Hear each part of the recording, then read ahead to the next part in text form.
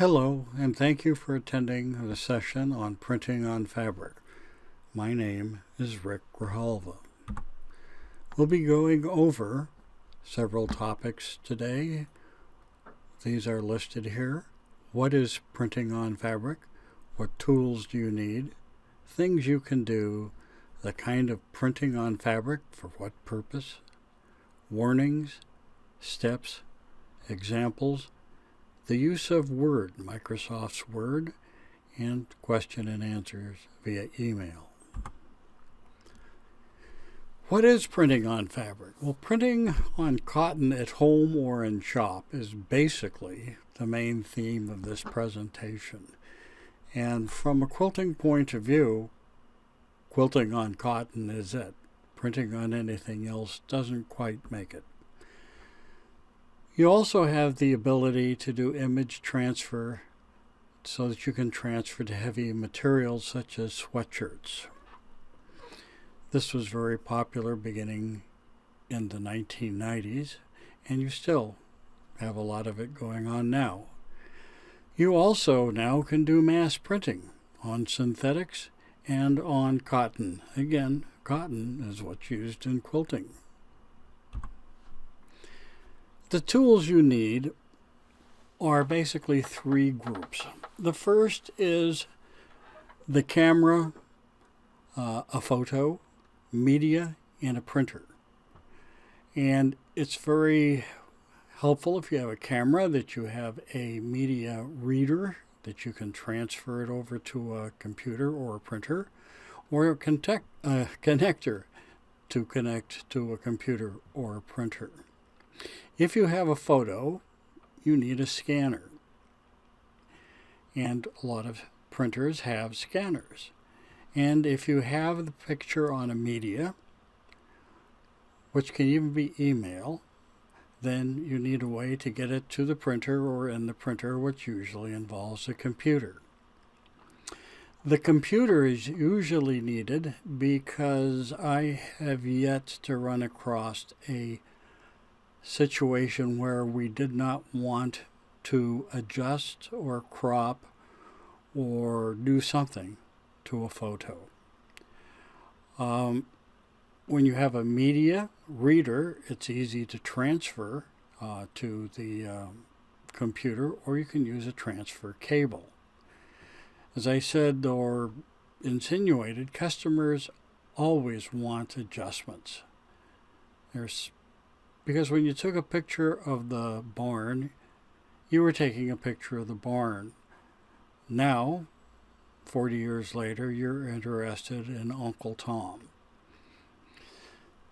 You can also use programs that are available on the web to adjust your pictures. You don't necessarily have to own your own, although I use Adobe Photoshop, and there are several versions. You also need something to print upon. We use EQ printables. We found them to be very reliable, very clean, easy to use, and they don't age as well. They don't have the problems of aging that other materials seem to have. But you can get any similar cotton paper-backed printable fabric. And if you're doing t-shirts and that kind of thing, I recommend using Avery t-shirt transfers, specifically the ones for dark t-shirts, because they produce much better pictures. And when you do printing on fabric, you have to remember that you are dealing with red, green, blue, and black printing. And the only way those come out well is if you are printing on a white or near white fabric. Anything else starts adding unwanted colors to the picture or whatever it is you are copying. Things you can do with, printing on fabric. Well, there are memory quilts, all those quilts with all those pictures all over them. Memory quilts with names. I highly suggest those because we may remember who the people are, but the next generation won't. And by the time you're looking at a memory quilt, you're already facing that problem. And some of these quilts we've run into are being made for people who are entering Alzheimer's. And they want to be able to have pictures of the loved ones so they can look at them. And it'd be nice if there were names. You can also do customized labels. You can do shams for pillows. That's a big thing when I was working in England in the early 2000s, was to put wedding pictures in a pillow sham and make that a wedding present. You can design on fabric, make designs, take pictures, put them on fabric of all kinds of things. We'll have an example of that. And of course, you can have customized t-shirts or anything else you want. Now, what kind of printing for what purpose? There are several kinds of ways of printing, and they're usually for different purposes. For example, if you're printing for, quilting, it needs to be cotton. Anything else tends to be too flexible. And we use EQ printables.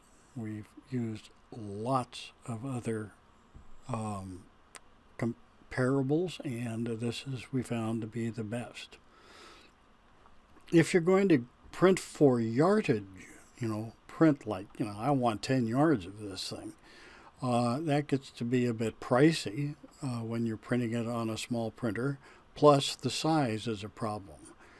I've only been able to print up to a Super B size, which is 13 by 19. So if you want anything really big, like 45 wide or something like that, you need to go to some place like Spoonflower, because they use Kaufman Kona ready for dyeing fabric. If it's for heavy fabric, like sweatshirts, use transfers. And if it's for synthetics, use companies like FabFad, those kind of things. They produce beautiful, beautiful reproductions, but they are really stretchy and not really usable for quilting, which is my focus. Their warnings go along with this. Do-it-yourself items, such as we do, are fabric, or it is fabric that has 200 count, but it's not as sturdy as, let's say, Kona cotton. Just they don't have as thick of a thread. So, but you do not need a stabilizer under it when you incorporate it into a quilt, unless you are using it for applique, such as appliquing on a label on the back. Also, most commercial printers don't produce cotton output, and that's why I particularly recommended the one company.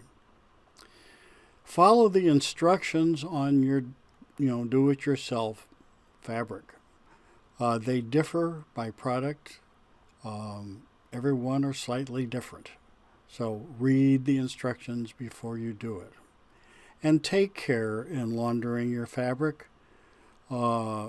Consider putting laundering instructions on the label, because non-quilters do not understand the idea of gentle wash, low heat drying. They take it to the laundromat and scorch it to death.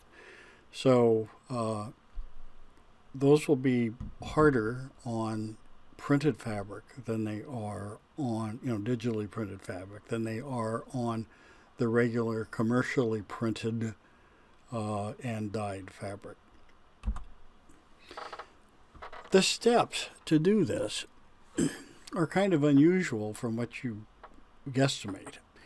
The first step is to design the item to the blocks and print size. So design the item.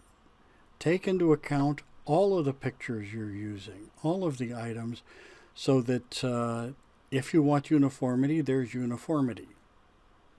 If you want really scrappy, fine, do that too. It just is a little harder design that way. Also, if you are using pictures that have been produced by others commercially, you need to get the rights, such as if you are using marketing logos and things like that, get the rights to use them. They are not yours. Just because they're on the web does not mean they're yours. You have to have a scanner if you have a camera or something else, or a picture or something else that you're using, or camera or drawing software. Once you get a master that is digitized in the computer and you're going to adjust it, copy the master and keep the original master so you can always go back to it. I always put ADJ behind the picture for when I start working on it. And then adjust, crop, etc. the copy. You can use Photoshop, online applications, or to a limited extent Word. Word allow you to change the brightness, crop it, things like that. When you're done, you need to test it. So test it on paper. Paper is really cheap compared to fabric that is glued on paper. So test it out in the size you want it, make sure it works the way you want it, and then print it on the expensive fabric. When you're done printing, remove the backing. When you've done that, rinse it in running water, not standing water, but running water so that the dyes wash away, because some dyes dry faster than others, and different printers put out different amount of ink, and the different fabric absorbs the ink differently. And then, of course, dry it.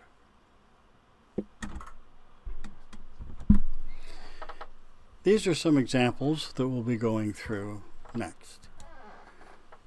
On costs, when we use EQ printables, an 8.5 by 11 inch sheet basically is $3.50. You have to buy them in a group, so a 6 block sheet is, or 6 sheet block is $20.99. Now you can get, unless you're printing a really big picture, you can get a lot of 4 by 6s on there. So space them accordingly. Use the software not to print it right in the middle. They all try to do that. Move it off to the side so you can get several pictures on. You can also, on our printer, you can only go as big as your printer. And we have a printer that prints up to 13 by 19. And each sheet costs $8.50. For 6 sheets, it's basically $50. Same steps when using the big or the little. Example of the labels, there are 2 labels on this slide. The first one is from the Bluffton Scrap Artist Quilt Club. It was for a 2007 quilt that was raffled off for a donation.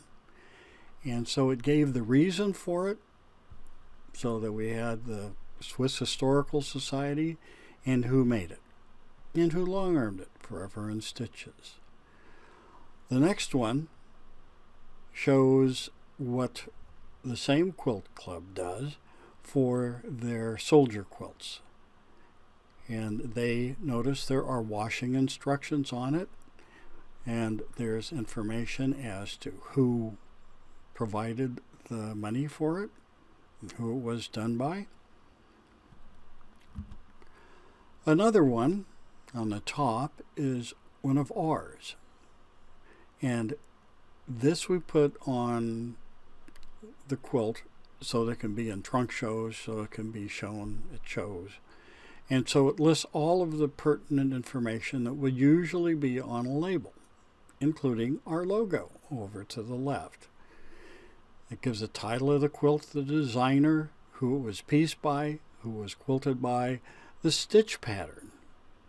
We thought it was important to include the stitch pattern in it and the date it was created. We even had one quilt one time we made where we took a picture of the quilt and put it on the label. It was an unusual quilt, and so we made it in the shape of the state of Ohio, the label. The bottom one is a celebration. Again, it was for a quilt that was made for celebration for St. Rose Parish. And of course, there's a rose there. Got the rose off the web. It did not, this particular rose did not require copyright issues, but this was used in a quilt. This is an example of a large label or block done for Pat, who was the daughter of Shirley. There are 3 items that were basically done for this project.